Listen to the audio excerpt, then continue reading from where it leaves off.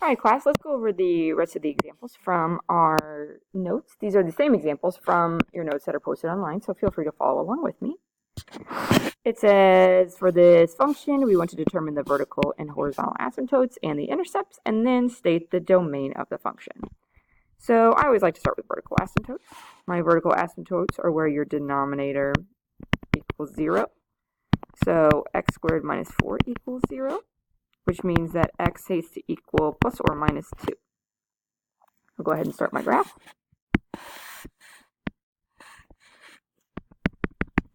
So I have a horizontal asymptote, or a vertical asymptote here and here.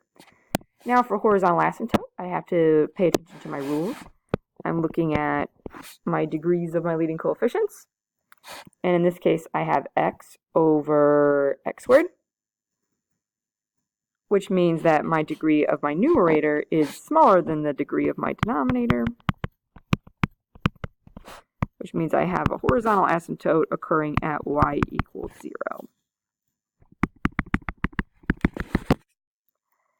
And then, now that I have these asymptotes, I can figure out some test points and then sketch my graph.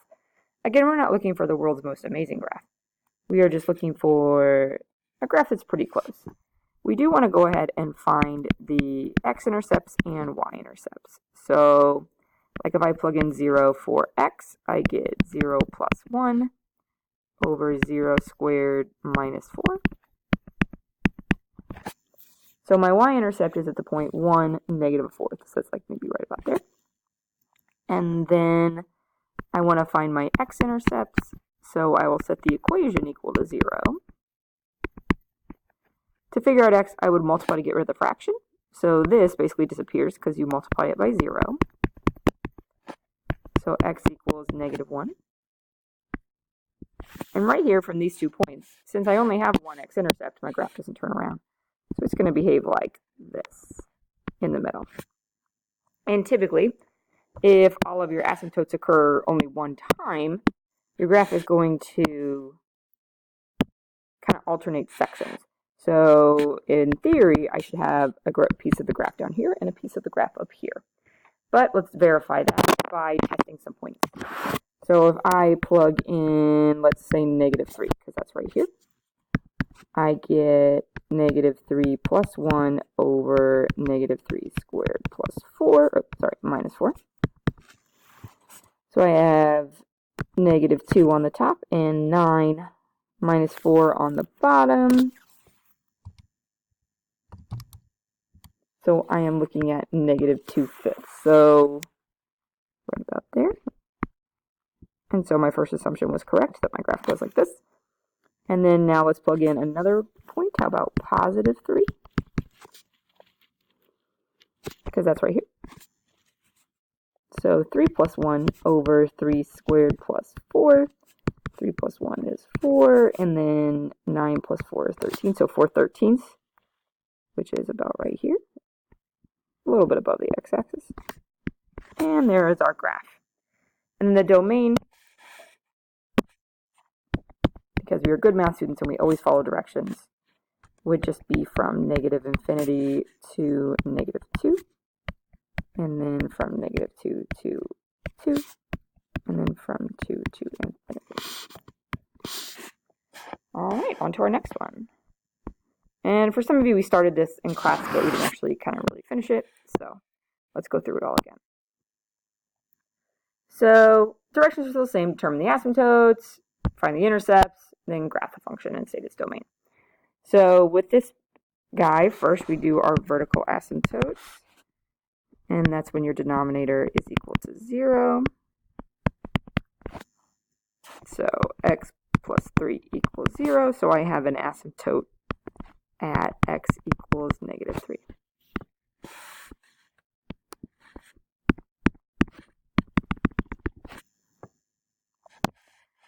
And then for my horizontal asymptote, I got to evaluate my leading coefficients.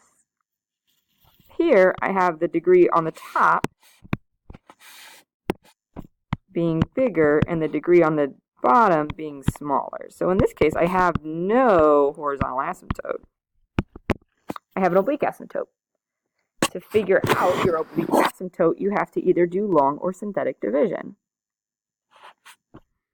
I'm going to do synthetic division.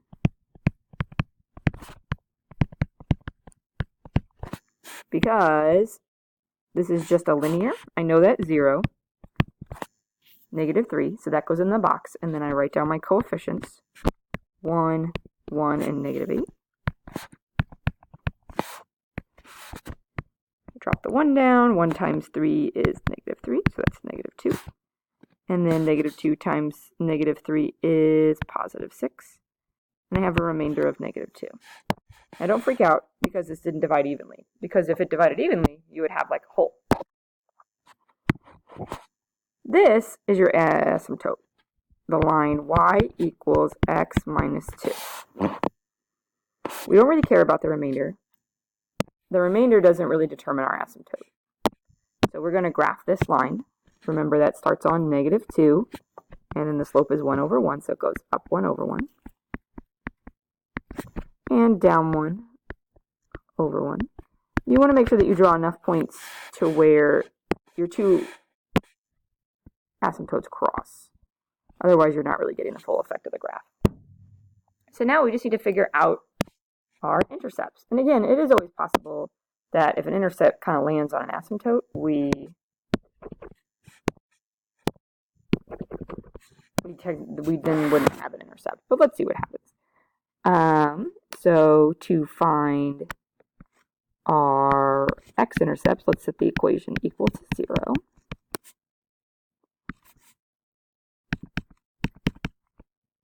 So we multiply both sides by 3 by the denominator, and we have this.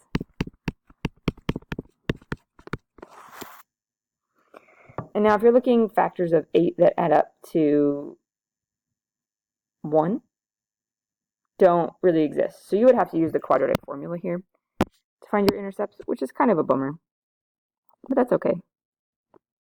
So x equals the opposite of b plus or minus the square root of b squared minus 4 times 1 times -8 all over 2 times 1.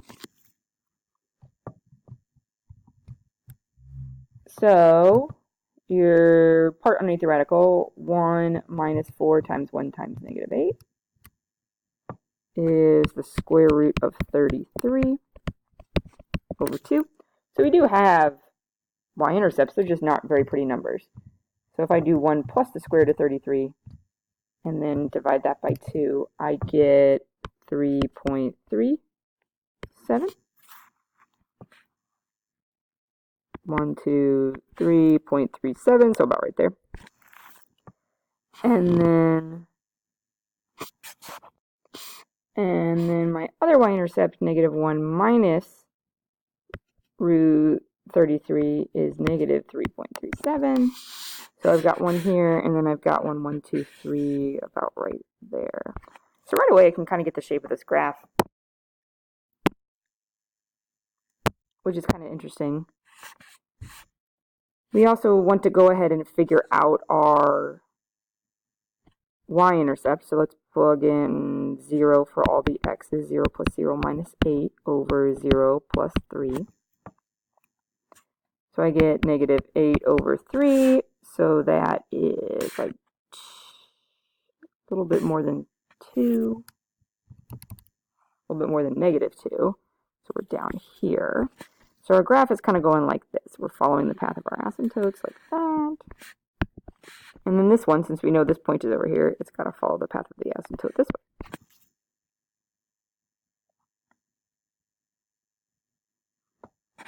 And if you're in the class where we did this one in class, we may have screwed up a little bit, so make sure you're double checking that. And the last one. Graph the following. State all asymptotes and intercepts. The same directions as before. And actually, I want to change this one because, let's switch this to a 2. Because we just did an oblique asymptote. We don't need to do another one. So, first, let's factor this. The top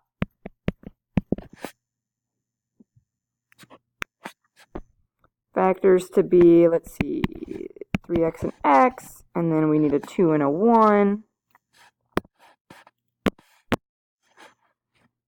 So we need the middles to be 1, so that means that needs to be a 2 and that needs to be a 1. That's a positive. So, whoops.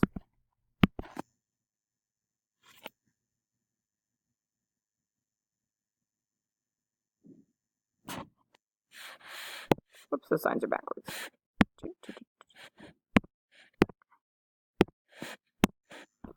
So this should be a positive 1 and a negative 2. Okay, so that's the top factored, and now if you notice they're both multiplied by 2 on the bottom here, so you can factor 2 out. I do this because this graph seems like it has an asymptote, but actually it just has a hole. So this is x plus 1 and x plus 1, those cancel. So this graph is 3x minus 2 over 2, with a hole at x equals negative 1. Because you would take the piece that you took out and set it equal to 0. So x equals negative 1. So, to do this, this graph actually has no asymptote, which is kind of interesting.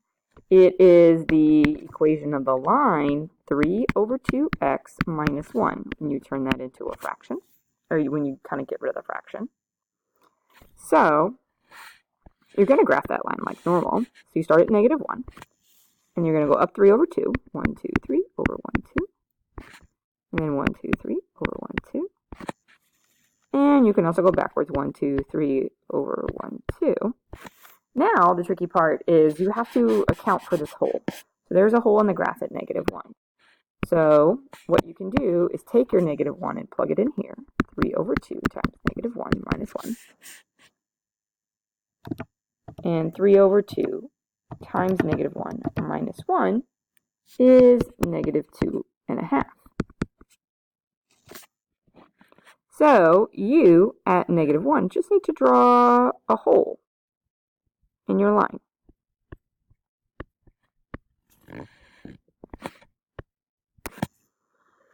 And that's your graph. Now your domain of this graph goes from negative infinity to where that hole is at negative 1.